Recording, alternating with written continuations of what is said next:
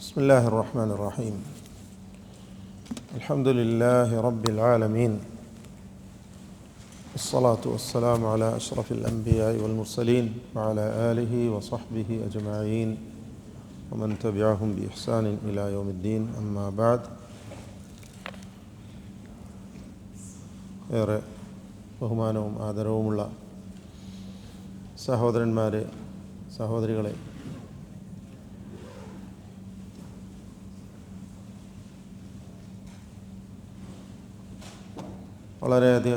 വളരെയേറെ പുണ്യം കൽപ്പിക്കപ്പെടുന്ന ഒരു സദസ്സിൽ ഏറെ ശറഫാക്കപ്പെട്ടതായ ഒരു കർമ്മത്തിന് വേണ്ടിയാണ് നമ്മളിവിടെ ഒരുമിച്ച് ചേർന്നിരിക്കുന്നത്. ഇതൊരു ക്ലാസ് എന്ന് പറയുമ്പോൾ ഞാനിവിടെ ഇരുന്നിങ്ങനെ ചില കാര്യങ്ങൾ, ചില തിയറികളൊക്കെ ഇങ്ങനെ പറഞ്ഞ് നിങ്ങളെ കേൾപ്പിക്കുക. നിങ്ങളതിങ്ങനെ എന്തോ ഒരു അത്ഭുതത്തോടുകൂടി ഇങ്ങനെ കേട്ട് മനസ്സിലാക്കി, അല്ലെങ്കിലും അങ്ങനെ കേട്ട് അവസാനിപ്പിച്ച സമയം കഴിഞ്ഞ് പിന്നെ അടുത്ത സെഷനിലേക്ക് നീങ്ങുക എന്നതല്ല നമ്മൾ ഉദ്ദേശിക്കുന്നത്. പരിശുദ്ധ ഖുർആൻ പാരായണം എന്നത് തജ്വീദ് നിയമങ്ങൾ അനുസരിച്ചായിരിക്കണം എന്നത് നിർബന്ധമാണ്. കാരണം നബി സല്ലല്ലാഹു അലൈഹി വസല്ലം അങ്ങനെയാണ് അത് പാരായണം ചെയ്തിട്ടുള്ളത്. സഹാബികളും അപ്രകാരമാണ് പരിശുദ്ധ ഖുർആൻ പാരായണം നിർവഹിച്ചിട്ടുള്ളത്. മറ്റൊരർത്ഥത്തിൽ പറഞ്ഞാൽ നബി സല്ലല്ലാഹു അലൈഹി വസല്ലമയും സഹാബികളും അവരുടെ ശിഷ്യന്മാരും എപ്രകാരം പരിശുദ്ധ ഖുർആൻ പാരായണം ചെയ്തുവോ അപ്രകാരം തെറ്റുകൂടാതെ ശരിയായ വിധത്തിൽ ഖുർആനിനെ തർത്തീൽ ചെയ്യുവാൻ സഹായകമാകുന്ന നിയമവശങ്ങൾ വിശദീകരിക്കുന്ന ഇൽമ്, വിജ്ഞാനം, ശാസ്ത്രം, അതാകുന്നു പാരായണ ശാസ്ത്രം, അല്ലെങ്കിൽ ഫന്ന്, ഇൽമു തജ്വീദ് എന്നൊക്കെ പറയപ്പെടുന്ന തജ്വീദ്. അപ്പോൾ അത് പിൽക്കാലത്ത് രചിക്കപ്പെട്ടതാണ്. ഞാൻ ആ ഭാഗത്തേക്കൊന്നും കൂടുതൽ നീട്ടിപ്പോകുന്നില്ല, എൻ്റെ സമയം വളരെ ചുരുങ്ങിയതാണ്. ഈ ക്ലാസ്സിൽ നിങ്ങളെല്ലാവരും എൻ്റെ കൂടെ സജീവമായിരിക്കണം. ഖുർആനിലെ ഓരോ പേജുകൾ ഞാൻ മറിക്കാൻ പറയുമ്പോൾ പെട്ടെന്ന് മറിക്കണം. വളരെ വേഗത്തിൽ നിങ്ങളത് മറിച്ച് ആ ഭാഗം നിങ്ങളുടെ മുന്നിലുണ്ട് എന്ന് നിങ്ങൾ ഉറപ്പുവരുത്തണം. ഇവിടെ ഉസ്താദ് സൂചിപ്പിച്ച പോലെ അല്ലാമാത്തു സാക്കിന, സുക്കൂൻ നൽകപ്പെട്ട ലാമുകളെക്കുറിച്ചാണ് പഠിച്ചു വന്നത്. അതിൽ 2 ലാമുകളെക്കുറിച്ച് പറയുകയുണ്ടായി. ആകെ 5 ലാമുകളാണുള്ളത്. അല്ലാമാത്തു സാക്കിന എന്നത് ഇൽമു തജ്വീദിലെ ഒരു ഭാഗമാണ്. അത് നമ്മൾ മനസ്സിലാക്കേണ്ടത് വെറും പരിശുദ്ധ ഖുർആനിലെ പാരായണത്തിൽ മാത്രമല്ല, അറബി വായിക്കുന്നിടത്തായിരുന്നാലും സംസാരിക്കുന്നിടത്തായിരുന്നാലും ഒക്കെയും ഈ അടിസ്ഥാന നിയമങ്ങൾ പാലിക്കപ്പെടേണ്ടതുണ്ട്. ഈ നിയമങ്ങൾ ബാധകമാണ് എന്നതാണ്. ഇൽമു തജ്വീദ് എന്ന് പറഞ്ഞാൽ നമ്മൾ മനസ്സിലാക്കുക, ഒന്നാമതായി പരിശുദ്ധ ഖുർആൻ പാരായണം ചെയ്യുമ്പോൾ അതിനൊരു പ്രത്യേക ശൈലിയുണ്ട്. മറ്റു പുസ്തകം വായിക്കുന്നത് പോലെയല്ല.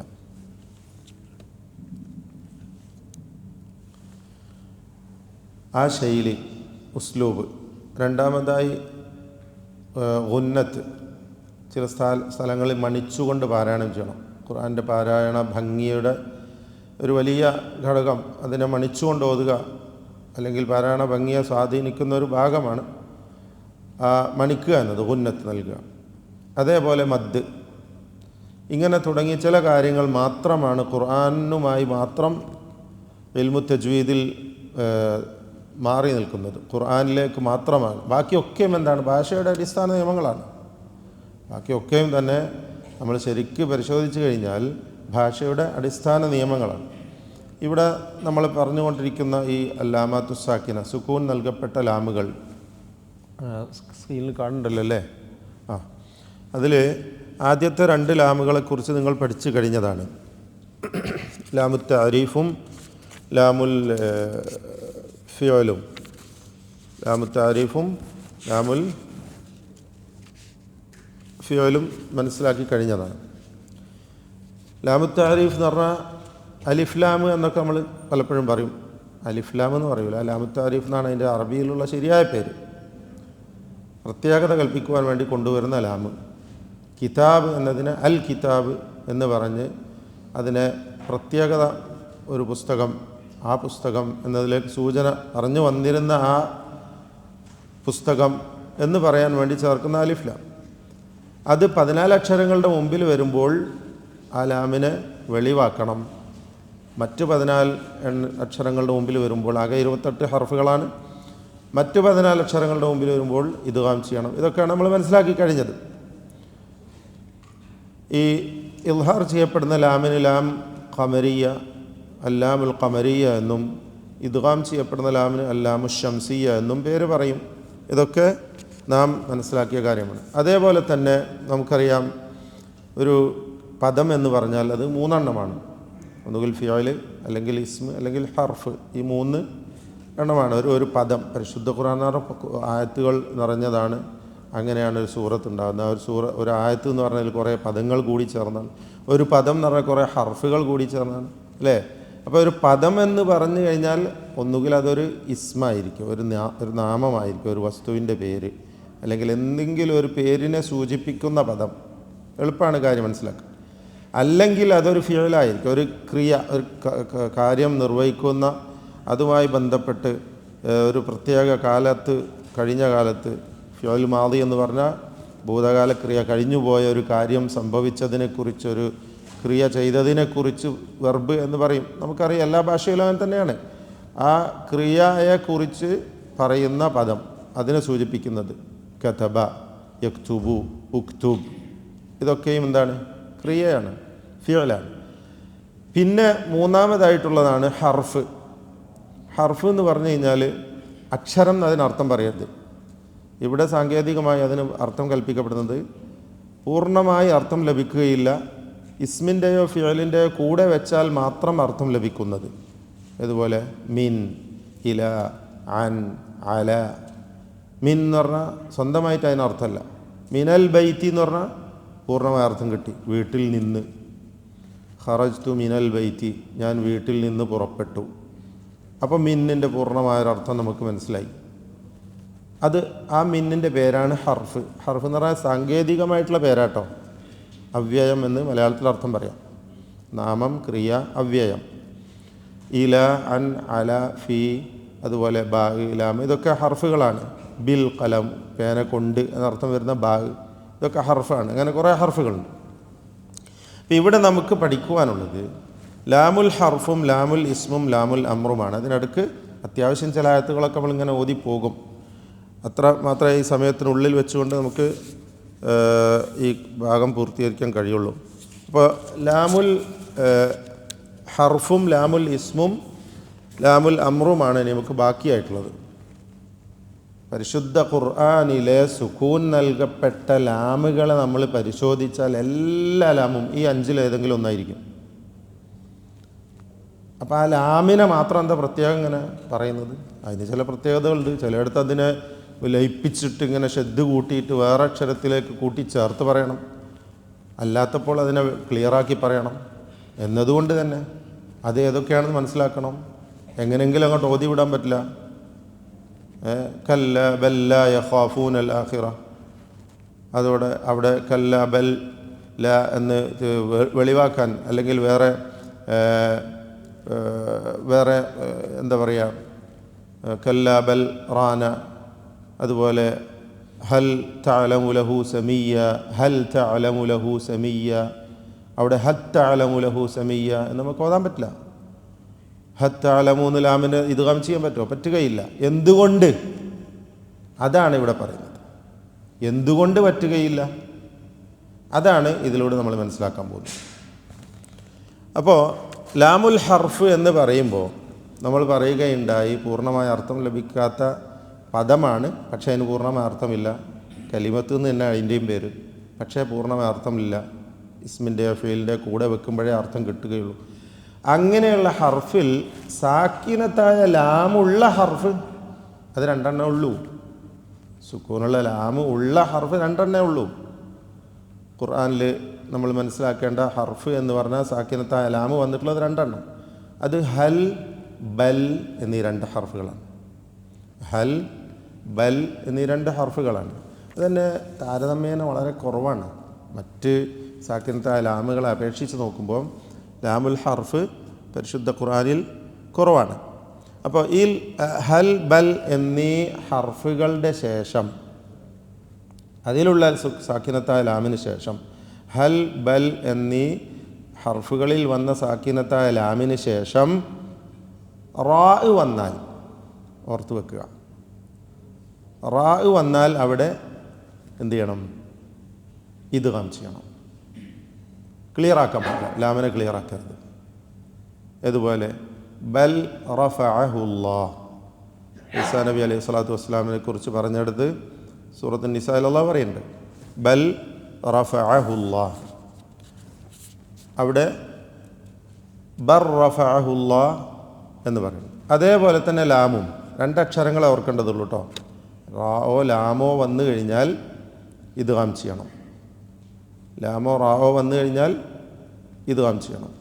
അത് മറ്റൊന്നുള്ളത് ബല്ലിൻ്റെ ആദ്യം പറയാം. ബല്ല യഖാഫൂനൽ ആഖിറ, സൂറത്തുൽ മുദ്ദസ്സിർ 53 കല്ല ബല്ല യഖാഫൂനൽ ആഖിറ. അവിടെ എങ്ങനെ ഓതുക? ബല്ല, ഒറ്റ ശബ്ദമുള്ള ലാമിനെ മാത്രം ഓതണം.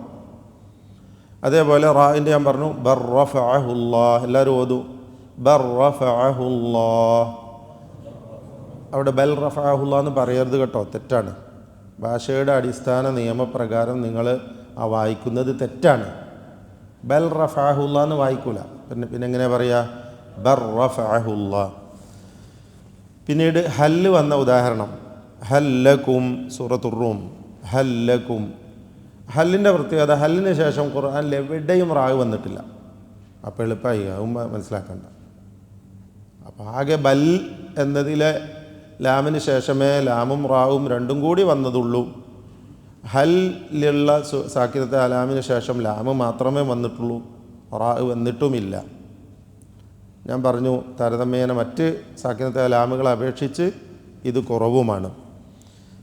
ഇതിനോടനുബന്ധമായി നമ്മൾ മനസ്സിലാക്കേണ്ടതാണ് സൂറത്തുൽ മുത്തഫീൻ 14 കല്ല ബൽ റാന അലാ ഖുലൂബിഹിം മാ കാനൂ യക്സിബൂൻ. എല്ലാവരും എൻ്റെ കൂടെ ഓതുക. അവിടെ എന്താ ചെയ്യേണ്ടതെന്ന് വെച്ചാൽ ആ സാക്കിനത്തായ ലാമിനെ സക്ത ചെയ്യണം, വെളിവാക്കുകയും വേണം, അവിടെ സക്ത ചെയ്യുകയും കൂടി വേണം. നമ്മൾ പഠിച്ച അടിസ്ഥാന നിയമത്തിനെതിരാണ് ആ ഒരൊറ്റ സ്ഥലം മാത്രം. നമ്മളിപ്പോൾ പഠിച്ചത് എന്താണ്? റാവ് വന്നാൽ ലാമിനെ അതിലേക്ക് ഇദ്ഗാം ചെയ്ത് ഷദ്ദുള്ള റാവ് ഉച്ചരിക്കണം എന്നാണ്.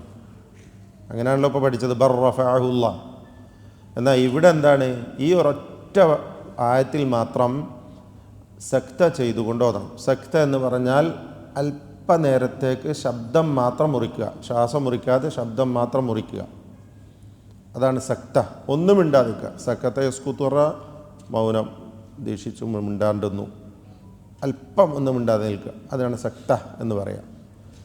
കല്ല ബൽ റാന അലാ ഖുലൂബിഹിം മാ കാനൂ യക്സിബൂൻ. എല്ലാവരും ഓതും.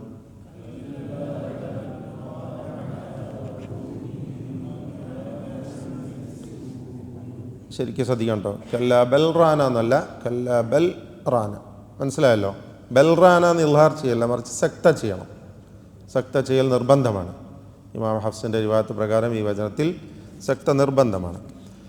കല്ല ബൽ റാന അലാ ഖുലൂബിഹിം മാ കാനൂ യക്സിബൂൻ.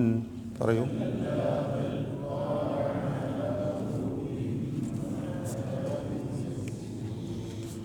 വേറെ കുറച്ച് ഉദാഹരണങ്ങൾ കൂടി നമുക്ക് മനസ്സിലാക്കാം. അപ്പോൾ ഈ ലാമോ റാവോ അല്ലാത്ത മറ്റേത് ഹർഫുകൾ ബൽനും ഹൽനും ശേഷം വന്നു കഴിഞ്ഞാൽ, ബൽ ഹൽ എന്നതിലെ സാക്കിനത്തെ ലാമിന് ശേഷം വന്നു കഴിഞ്ഞാൽ എന്ത് ചെയ്യണം? ഇൽഹാർ ചെയ്യണം. അത് ക്ലിയറാണല്ലോ. കാരണം ഇദ്ഗാം ചെയ്യണം, ലയിപ്പിക്കണം എന്ന് പറഞ്ഞത് ലാമോ റാവോ വരുമ്പോൾ മാത്രമാണ്. അല്ലെങ്കിൽ പിന്നെന്താണ്? ഇൽഹാർ ചെയ്യണം. അതിൻ്റെ മറുവശം പറയേണ്ടതില്ലല്ലോ. അഥവാ വെളിവാക്കണം. അതാണ് നമ്മൾ വായിക്കാൻ പോകുന്നത്. സ്ക്രീനിലുണ്ട് എന്ന് മനസ്സിലാക്കുന്നു. എല്ലാം കൊടുത്തിട്ടുണ്ടോ ഉദാഹരണങ്ങൾ? ഖുൽ ഹൽ ഉനബ്ബിഉകും, വായിക്കൂ. മാഇദ 6 ഹൽ തഅലമു ലഹു സമീയ. ഖുൽ ഹൽ യസ്തവിൽ അഅ്മ വൽ ബസീർ.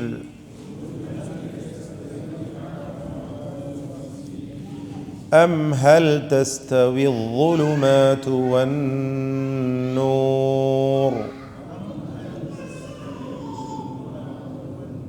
ഈ ആയത്തിലെ ഹലിന് ശേഷം ഏതൊക്കെ അക്ഷരങ്ങളാണ് വന്നത്? സാക്കിനത്ത് അലാമിന് ശേഷം യാവും താവും. Very good. അടുത്തത് ബൽ സുയ്യിന ലില്ലദീന കഫറൂ മക്റുഹും.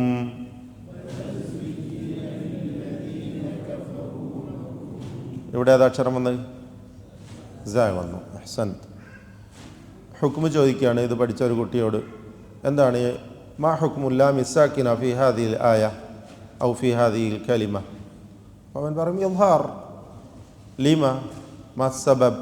കാരണം لأن الحرف الذي أتى بعد اللام الساكنة حرف الزاي. ആണ് ഇതിന് ശേഷം വന്നിട്ടുള്ളത്, അതുകൊണ്ട് ഇദ്ഹാർ ചെയ്യണം. അങ്ങനെ പറയാൻ കഴിയണം. അപ്പോൾ ഏതൊക്കെ അക്ഷരങ്ങൾ വന്നാലാണ് ഇദ്ഗാം ചെയ്യണം എന്ന് പറഞ്ഞത്? ലാമും റാവും. എവിടെയാണ് റാ പരിശുദ്ധ ഖുർആനിൽ വന്നിട്ടില്ല എന്ന് പറഞ്ഞത്? ഹലിന് ശേഷം. ഹലിന് ശേഷം റാ വന്നിട്ടില്ല. അടുത്ത വചനം സൂറത്ത് യൂസുഫ് 18. ഖാല ബൽ സവ്വലത് ലക്കും അൻഫുസുകും അംറാ.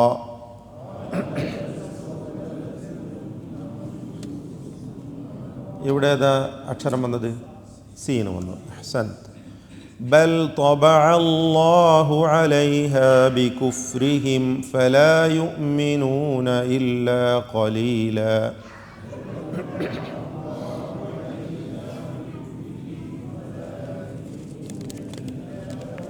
ഇവിടെ ഏതാ അക്ഷരം വന്നത്? താ വന്നു. തമാം. അടുത്തത് ബൽ ജാഅ ബിൽ ഹഖ് വസദ്ദഖൽ മുർസലീൻ.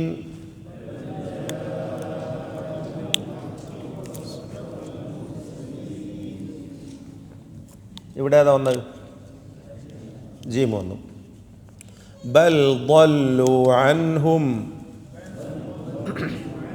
ക്ലിയറാക്കി പറയണം. ബൽ ضلوا ഒന്നും നയിപ്പരുത്. ബൽ ضلوا عنهم. ഓരോ ഹർഫും അതിൻ്റെ മഖ്റജിലേക്ക് കൃത്യമായി ആ മഖ്റജിൽ നിന്ന് തന്നെ ഉച്ചരിക്കണം എന്നതാണ് ശ്രദ്ധിക്കേണ്ടത്. ലാമ് പിന്നെ ദ്വാദിൻ്റെ മഖ്റജിലേക്ക് നമ്മൾ പോകണം. ബൽ ضلوا عنهم. അടുത്തത് ഹൽ സുവിബൽ കുഫാറു മാ കാനൂ യഫ്അലൂൻ.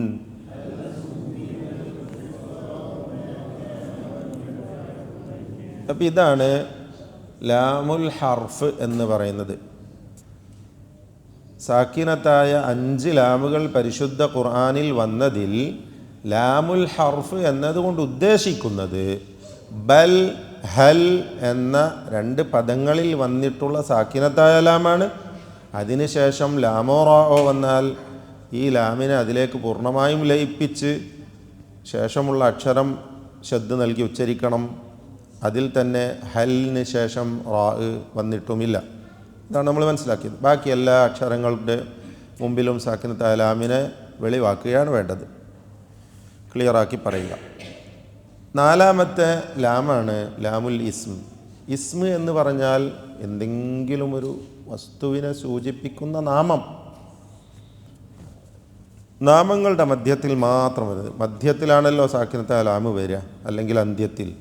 ഇവിടെ അന്ത്യത്തിലാണ് ബൽ ഹല്ലൊക്കെ വന്നതെങ്കിൽ ഇവിടെ മധ്യത്തിലാണ്. അത് ഓർക്കുക. നാമങ്ങളുടെ മധ്യത്തിൽ മാത്രം വരുന്ന സാക്കിനത്തായ ലാമാണ് ഇവിടെ ഉദ്ദേശിക്കുന്നത്. ഉദാഹരണം അൽ സീനതികും അല്ലേ. ومن آياته خلق السماوات والأرض واختلاف ألسنتكم وألوانكم. സൂറത്തുർ റൂം 22 واختلاف വഖ്തിലാഫു അൽസിനതികും വഅൽവാനികും. അങ്ങനെ ഓതിക്കോളി.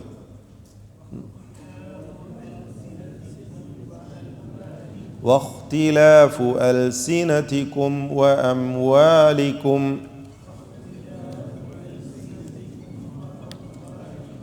രണ്ട് ഉദാഹരണവും അതിൽ വന്നു കഴിഞ്ഞു. അൽസീനത്തിൽ സാക്കിനത്ത് അലാമുണ്ട്. അതിൻ്റെ അർത്ഥം എന്താ? അൽസീനത്ത് പറഞ്ഞാൽ ലിസാനിൻ്റെ ബഹുവചനമാണ് അൽസീനത്ത്. എന്താർത്ഥം? നാവുകൾ. ഉദ്ദേശിക്കുന്ന എന്താണ്? ഭാഷ അല്ലേ? ഭാഷകൾ. വഖ്തിലാഫു അൽസീനത്തിക്കും, നിങ്ങളുടെ സംസാര ഭാഷയിലുള്ള വ്യത്യാസവും അള്ളാഹുവിൻ്റെ ദൃഷ്ടാന്തമാണ്. വൽവാനിക്കും, നിങ്ങളുടെ വർണ്ണങ്ങളിലുള്ള വ്യത്യാസവും അള്ളാഹുവിൻ്റെ ദൃഷ്ടാന്തമാണ് എന്ന് പറയുന്ന സൂറത്തുർ റൂമിലെ ആയത്താണ്. ഒമിൻ ആയാത്തി എന്ന് പറഞ്ഞ് കുറേ കാര്യങ്ങൾ അള്ളാഹു എണ്ണി പറയുന്നുണ്ട്. ദൃഷ്ടാന്തങ്ങളെ എടുത്ത് പറയുന്നുണ്ട്. അതിൽപ്പെട്ട പ്രധാനമായി അള്ളാഹു എടുത്ത് പറഞ്ഞ കാര്യം. അപ്പോൾ വ അൽസീനത്തിക്കും വ അൽവാൻ, വഖ്തിലാഫു അൽസീനത്തിക്കും വ അൽവാനിക്കും. അൽവാൻ എന്ന് പറഞ്ഞാൽ ലൗനിൻ്റെ ബഹുവചനം, വർണ്ണം. അതും എന്താണ്? ലാമുൽ ഇസ്മാണ്. ആ സാക്കിനത്തായ ലാമ് ലാമുൽ ഇസ്മാണ്. ഈ ലാമുൽ ഇസ്മ് മൊത്തത്തിൽ എന്താണ്? എപ്പോഴും ഇൽഹാർ ചെയ്ത് ഉച്ചരിക്കുക എന്നതാണ് അതിൻ്റെ നിയമം. നമ്മളെല്ലാ സാക്കിനത്തായ ലാമിനെയും എടുത്ത് പരിശോധിക്കുകയാണ്. അതിൽ നാലാമത്തേത് ലാമുൽ ഇസ്മ്, അതിനെപ്പോഴും ഇൽഹാർ ചെയ്യണം എന്നതാണ് നിയമം. അത് നാമങ്ങളുടെ മധ്യത്തിലാണ് വരിക, ഇടക്കായിട്ടാണ് വരിക. മറ്റൊരു ഉദാഹരണം സൂറത്തുൽ ഇൻസാൻ. സൽസബീല അല്ലേ? ഐനം ഫീഹ തുസമ്മ ഐനം ഫീഹ തുസമ്മ സൽസബീല. പറയൂ, എന്താ വെച്ചാൽ കൂടി കേൾക്കുന്നില്ല. അതെ, അവസാനത്തേത് സൂറത്തുൽ ആറാഫ്. സുൽത്താൻ സുൽത്താൻ ഈ പദം. അപ്പം ഇങ്ങനെ നോക്കുകയാണെങ്കിൽ ധാരാളം പദങ്ങൾ പരിശുദ്ധ ഖുർആനിൽ കാണാം. ഇത് കുറച്ച് പദങ്ങൾ മാത്രമേ ഉള്ളൂ. ഇങ്ങനെ പരിശോധിച്ചാൽ നിങ്ങൾക്ക് സാക്കിനത്തായ ലാം എവിടെ കണ്ടാലും ഇതെന്താണ്? ലാമുൽ താരിഫ്. മറ്റത് ലാമുൽ ഹർഫ്, കുറവാണ് ലാമുൽ ഹർഫ്. പിന്നെ ലാമുൽ ഇസ്മ്, ലാമുൽ ഫിഅൽ പറഞ്ഞു കഴിഞ്ഞു. അവസാനമായി ലാമുൽ അമ്ർ എന്നൊന്നുണ്ട്. അതാണ് ഇനി നമ്മൾ ശരിക്കും മനസ്സിലാക്കാൻ പോകുന്നത്. അതും കൂടി കഴിഞ്ഞാൽ സാക്കിനത്തായ ലാമിനെക്കുറിച്ചുള്ള ഭാഗം നമ്മളിവിടെ അവസാനിപ്പിക്കുകയാണ്. അപ്പോൾ ലാമുൽ അമ്ർ, അമ്ർ എന്ന് പറഞ്ഞാൽ എന്താ അർത്ഥം? കൽപ്പന അല്ലേ? ഒരാളോട് ഒരു കാര്യം കൽപ്പിക്കുന്നതിനാണ് അമ്ർ എന്ന് പറയുക. കമൻഡ്, കൽപ്പിക്കുക അല്ലേ? ചെയ്യണമെന്ന് കൽപ്പിക്കുന്നതിനാണ് അമ്ർ എന്ന് പറയുക. ഉക്തുബ് അല്ലേ? ഉക്തുബ്, എഴുത്. ഇജ്ലിസ്, ജീബ് എന്നൊക്കെ പറയൂലേ സംസാര ഭാഷയിൽ. അത് മറഞ്ഞ ഒരാളോട് പറയുകയാണെങ്കിലോ അവനത് ചെയ്യണം അല്ലേ? അവനത് ചെയ്യണം എന്ന് പറയൂലേ? അങ്ങനെ പറഞ്ഞൂടെ? ലിയക്തുബ് മുഹമ്മദുൻ, മുഹമ്മദ് എഴുതണം എന്ന് പറയാം. അതും കൽപ്പനയാണ്, അതും കൽപ്പനയാണ്. റെഡിയാണല്ലോ? മനസ്സിലാണ്ട്? അപ്പോൾ മുദാരിയായ ഫിയലിലേക്ക് ലാമുൽ അമ്രിനെ ചേർത്തുകൊണ്ട് അമ്രിൻ്റെ അർത്ഥം കൊടുക്കുക എന്നുള്ളതാണ് ആ പണി. മുദാരിയായ ഫിയലാണ്. കത്തബ എന്ന് പറഞ്ഞാൽ എഴുതി, യക്തുബു എഴുതുന്നു, എഴുതും, ഈ അർത്ഥം കിട്ടുന്ന ഒരു മുദാരിയായ ഫിയൽ. അതിലേക്ക് ലാമുൽ അമ്രിനെ വെച്ചു കൊടുക്കുകയാണ്. എന്നിട്ട് അതിന് അർത്ഥം മാറ്റി അമ്രിൻ്റെ കൽപ്പന ഉള്ള അർത്ഥമാക്കി മാറ്റുകയാണ്. ലിയജ്ലിസ് അത്തുല്ലാബ്, കുട്ടികളൊക്കെ ഇരിക്കട്ടെ, അവരിയ്ക്കണം എന്ന് പറയാം. അതായത് അപ്പുറത്തുള്ളവരോട്, സദസ്സിലില്ലാത്ത സന്നിഹിതരല്ലാത്തവരോട് ഒരു കാര്യം കൽപ്പിക്കുക എന്നതാണ് അതുകൊണ്ട് ഉദ്ദേശിക്കുന്നത്. ആ അമ്ര, ആ ലാമ് അസ്ലിൽ എന്താണ്? അതിന് കസ്റാണ്. ആ ലാമിന് എന്താ ഉള്ളത്? കസ്റാണ്. നിങ്ങൾ പെട്ടെന്ന് മറിക്കണം, ഞാൻ പറയാം. സൂറത്തു തലാഖ് 5-5-8 9 5-5-9 മറിക്കും. Page number 559. എല്ലാവരും മറിക്കും. മറിച്ചു. 7-ാമത്തെ വചനം തുടങ്ങുകയാണ്. ലിയുൻഫിഖ് ദൂ സഅതിൻ മിൻ സഅതിഹി. എല്ലാവരും ഓതൂ.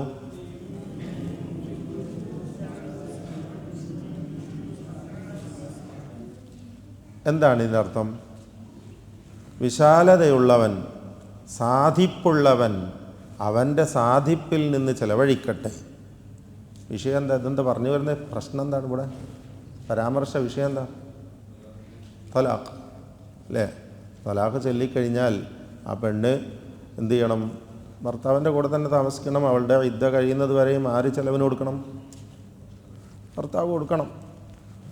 അതെങ്ങനെ കൊടുക്കണം, എത്ര കൊടുക്കണം, അതിൻ്റെ പേരിൽ കച്ചറ, അതിൻ്റെ പേരിൽ കേസും കൂട്ടും. ഇസ്ലാമിന് അതിന് കൃത്യമായ നിയമമുണ്ട്. പരിശുദ്ധ ഖുർആൻ അതിന് പറഞ്ഞത് ലിയുൻഫിഖ് ദൂ സഅതിൻ മിൻ സഅതിഹി, സാധിപ്പുള്ളവൻ അവൻ്റെ സാധിപ്പിൽ നിന്ന്, കഴിവിൽ നിന്ന് മാന്യമായ നിലക്ക് ചെലവഴിക്കട്ടെ. അപ്പോൾ ഇത് കൽപ്പനയല്ലേ? ലിയുൻഫിഖ് എന്താ അർത്ഥം? പറയൂ. ചെലവഴിക്കണം, കൽപ്പനയാണ് അല്ലേ? അവൻ ചെലവിക്കണം. ഓക്കെ, അവസാനിപ്പിക്കാം. അതാണ് പ്രശ്നം, നിങ്ങളാ കാണിക്കൽ. അപ്പോൾ ലിയുൻഫിഖ് എന്ന് പറഞ്ഞാൽ ചെലവഴിക്കണം. ഈ ലാമിൻ്റെ ഹറക്കത്ത് എന്താ? കസ്റാണ്. ഇതിൻ്റെ മുമ്പിൽ ഒരു വാവോ ഫാവോ സുമ്മയോ ഉണ്ട് സങ്കല്പിച്ച് നോക്കി നിങ്ങൾ. ഒരു വാവ് ചേർത്ത് കഴിഞ്ഞാൽ പിന്നെ എങ്ങനെ അത് വായിക്കുക? സുമ്മ ആണെങ്കിൽ സുമ്മൽ യുൻഫിഖ് എങ്ങനെ വായിക്കുക? അലാമിൻ്റെ കസ്റ എന്തായി മാറി? സുക്കൂനായി മാറി. ആ സുക്കൂനുള്ള ലാമ്. അപ്പോൾ ലാമുൽ അംരിൽ മസ്ബൂഖ ബിൽ വാവി അവിൽ ഫാഇ ഔ സുമ്മ, അങ്ങനെ തന്നെ പറയണം. അതിന് നമ്മൾ മറിക്കുകയാണ്. 333-ാമത്തെ പേജ് വേഗം മറിക്കി. 333 സൂറത്തുൽ ഹജ്ജ്.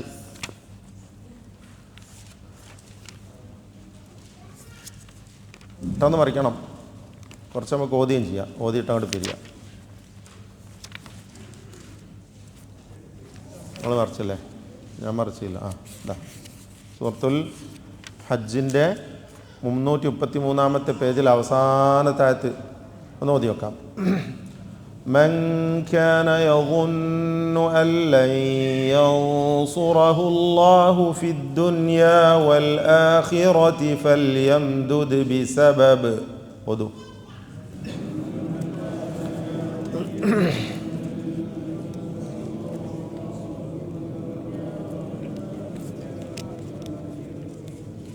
فليمدد بسبب إلى السماء ثم ليقطع فلينظر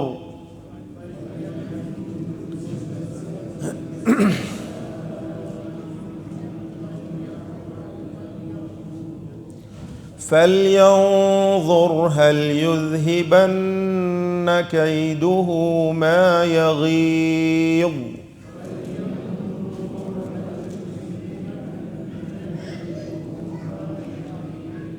ഇതിലെവിടെ ലാമുൽ അംറുള്ളത്? അഹ്സൻ, ഫൽയംദുദ് അല്ലേ? ആ ഫായ് മാറ്റിയാൽ ആ ലാമിൻ്റെ കോലം എന്താ? ലിയംദുദ്. അഹ്സൻ.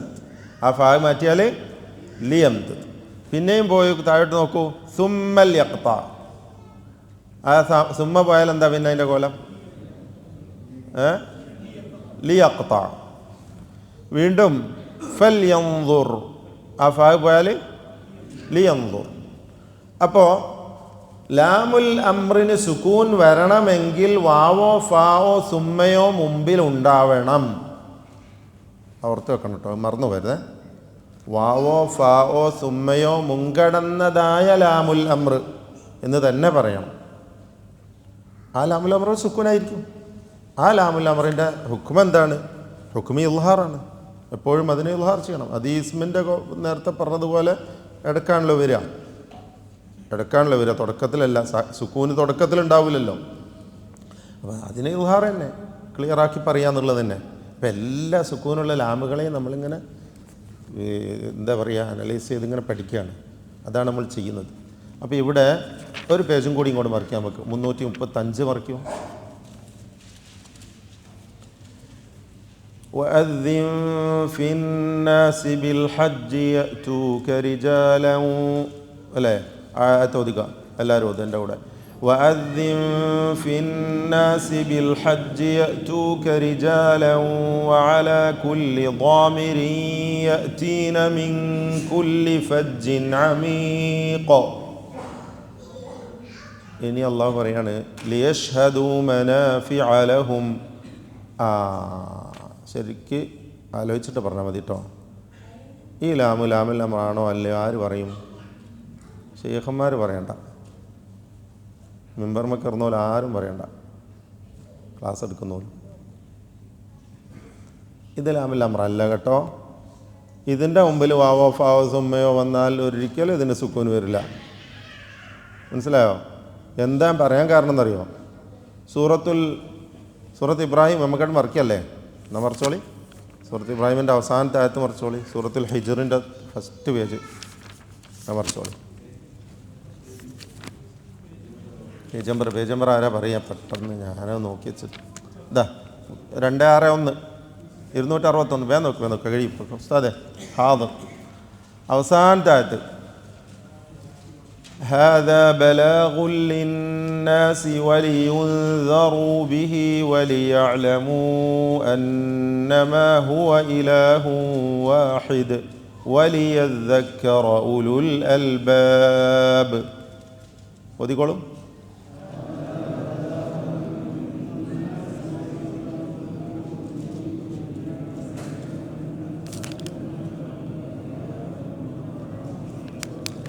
അവിടെ എന്താണ്? ആ ലാമ് യഥാർത്ഥത്തിൽ ലാമുൽ അമ്ര അല്ല കേട്ടോ, അത് വേറെ ലാമാണ്. ഫിഅൽ മുദാരിഅനെ നസ്ബ് ചെയ്യുന്ന ലാമാണ്. ലാമു തഅലീൽ, ലാമുൽ ആഖിബ, ലാമുൽ ജുഹൂദ്, അങ്ങനെ പല ലാമുകളും ഉണ്ട്. മനസ്സിലായില്ലേ? ഒക്കെ കസ്റുള്ള ലാമാണ്. അതിനു മുമ്പിൽ വാവോ ഫാവോ സുമ്മയൊക്കെ വരും. പക്ഷേ ലാമുൽ അമ്രിന് മാത്രമേ ഈ പ്രശ്നമുള്ളൂ. അതിൽ തന്നെ സുമ്മ വന്നത് ആകെ 2 വചനങ്ങളാണ് നമ്മളിപ്പോൾ ഓതാൻ പോകുന്നത്. അവസാനത്തെ 2ാമത്തെ വചനം കൂടി ഓതാം. 38 വീണ്ടും 335 മറിക്കും. ഹജ്ജിലേക്ക് തന്നെ മടങ്ങാം. 335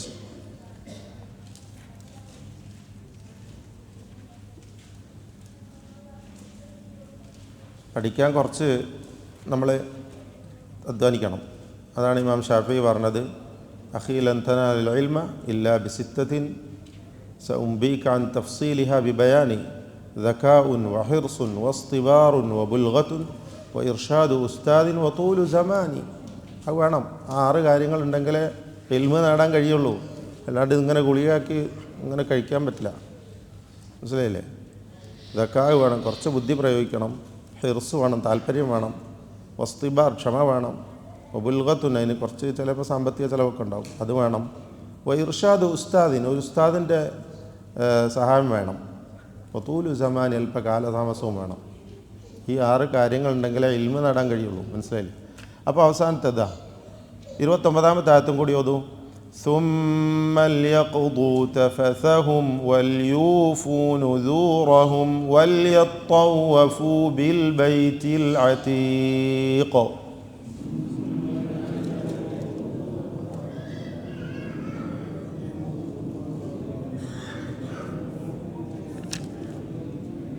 ഇവിടെ കുറേ ലാമുകൾ കണ്ടില്ലേ? സുമ്മ ഉള്ള ലാമുണ്ട് അല്ലേ?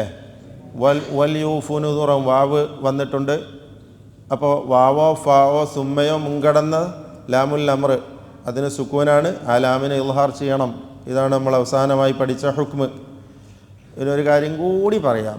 സുമ്മ വന്ന 2 വചനങ്ങൾ മാത്രമേ പരിശുദ്ധ ഖുർആനിലുള്ളൂ. ലാമുൽ അമ്റിന് മുമ്പിൽ സുമ്മ വന്നിട്ടുള്ളത് ഈ 29ാമത്തെ ആയത്തിലും തൊട്ട് മുമ്പ് നമ്മൾ ഓതിയ 15ാമത്തെ ആയത്തിലും മാത്രമേ പരിശുദ്ധ ഖുർആനിൽ ലാമുൽ അമ്റിന് മുമ്പ് സുമ്മ വന്നിട്ടുള്ളൂ. അപ്പോൾ ലാമുൽ അമ്റിന് സുക്കൂൻ വരണമെങ്കിൽ എന്തൊക്കെ വേണം? അതിൻ്റെ മുമ്പിൽ എന്തൊക്കെ വരണം? വാവോ ഫാവോ സുമ്മയോ വരണം. അല്ലെങ്കിൽ അതിന് സുക്കൂൻ ഉണ്ടാവുകയില്ല. സൂറത്തു തലാഖിൽ ലിയുൻഫിഖ് ദൂ സഅത്തിൻ എന്ന് പറഞ്ഞതുപോലെ ഒന്ന്. രണ്ടാമതായി നേരത്തെ സൂറത്തുൽ ഹിജ്റിൻ്റെ ഇബ്രാഹിമിൻ്റെ അവസാനത്തിൽ ഓതിയ പോലെ ഹാദാ ബലാഗുൽ ലിന്നാസി വലിയുൻദറൂ ബിഹി വലിയഅലമു അന്നമാ ഹുവ ഇലാഹു വാഹിദുൻ വലിയതദക്കറ ഉലുൽ അൽബാബ്. അവിടെ തെറ്റായി ഓതുന്നത് ഞാൻ കേട്ടിട്ടുണ്ട്. ഇമാമ് നിൽക്കുന്ന ആളുകൾ വല്യുൻദറൂ ബിഹി വലിയതദക്കറ എന്ന് തെറ്റായി ഓതിപ്പോവാണ്. ലാമുൽ അമ്ർ പോലെ തന്നെ അവിടെ അങ്ങനെ ഓതാൻ പാടില്ല. അത് ലാമുൽ അമ്ർ അല്ല. മനസ്സിലായില്ലേ? ലിയുൻദറൂ ബിഹി വലിയഅലമു എന്ന് സുക്കൂൻ നൽകി ഓതുന്നത് കേൾക്കാൻ ഇടയായിട്ടുണ്ട്. അതുകൊണ്ടാണ് അതും കൂടി ഇതിൻ്റെ കൂടെ പറഞ്ഞത് കേട്ടോ. അപ്പോൾ സൂറത്തുൽ താരിഖിൽ അല്ലേ, ഫല്യൻദുരിൽ ഇൻസാനു മിമ്മ ഖുലിഖ് പറയൂ. സൂറത്തു അബസ ഫല്യൻദുരിൽ ഇൻസാനു ഇലാ തആമിഹി അവിടെ എന്താ വന്നത്? ലാമുൽ അമറിൻ്റെ മുമ്പിൽ ഫാ വന്ന സാക്കിനത്തായ ലാം അല്ലേ? അതിൻ്റെ ഹുക്കം എന്താണ്? ഇൽഹാറാണ്. വേറൊന്ന് യഖ്റുജു മിൻ ബൈനി സ്സുൽബി വത്തറായിബ്. ഇതിലുള്ള ലാം സാക്കിനത്തായ ലാമിനെ പറയൂ. ഇതിൽ സാക്കിനത്തായ ലാമില്ലേ? സുൽബിലില്ലേ? അതെന്താണ്? ലാമുൽ ഇസ്മ. ലാമുൽ ഇസ്മാണത്. പഠിച്ചു കഴിഞ്ഞ് മറന്നു പോകരുത്. ലാമുൽ തഅരീഫ്, ലാമുൽ ഫിഅല്, ലാമുൽ ഇസ്മ, ലാമുൽ ഹർഫ്, ലാമുൽ അമ്ർ. അങ്ങനെ 5. ലാമുൽ അമ്റുൽ മസ്ബൂഖ ബിൽ ഫാഇ ഔൽ വാവി ഔ സുമ്മ. അങ്ങനെ തന്നെ പറയണം. വാവോ ഫാവോ സുമ്മയോ മുൻഗണന ലാമുൽ അമ്ർ. ഈ 5 സാക്കിനത്തായ ലാമുകളാണ് പരിശുദ്ധ ഖുർആനിൽ ഉള്ളത്. അതിൻ്റെ ഹുക്മാണ് നാം പഠിച്ചു കഴിഞ്ഞത്. അപ്പോൾ ഈ നിയമങ്ങളൊക്കെ മനസ്സിലാക്കിയിരിക്കുക. ഇതനുസരിച്ച് ശരിയായ വിധത്തിൽ പരിശുദ്ധ ഖുർആൻ പാരായണം ചെയ്യുക. അള്ളാഹു തൗഫീഖ് ചെയ്യട്ടെ. പുസ്തകം കയ്യിലുള്ളവർക്ക് ഇരുന്ന് വായിച്ച് പഠിച്ചാൽ മനസ്സിലാക്കാവുന്നതാണ്. അതിൽ കാര്യങ്ങളൊക്കെ വിശദീകരിച്ചിട്ടുണ്ട്. അതിൻ്റെ അവസാനത്തിൽ വീഡിയോ ക്ലാസ്സും നിങ്ങൾക്ക് കേൾക്കാം. അള്ളാഹുവിൻ്റെ തൗഫീഖ് കൊണ്ട് ഏതാനും സഹോദരന്മാർ ഇതിനെ ഇംഗ്ലീഷിലേക്ക് ട്രാൻസ്ലേറ്റ് ചെയ്തിട്ടുണ്ട്. അതിൻ്റെ വർക്ക് നടന്നുകൊണ്ടിരിക്കുകയാണ്. ഇൻഷാ അല്ലാഹ് അത് പുറത്തിറങ്ങും. നിങ്ങളുടെ പ്രാർത്ഥന ഉണ്ടാവണം. ജസാക്കുമുല്ലാഹു ഖൈറ. വസല്ലല്ലാഹു വസല്ലമ വബാറക അലാ അബ്ദിഹി വറസൂലിഹി മുഹമ്മദ് വഅലാ ആലിഹി വസഹ്ബിഹി അജ്മഈൻ. അസ്സലാമു അലൈക്കും വറഹ്മത്തുള്ളാഹി.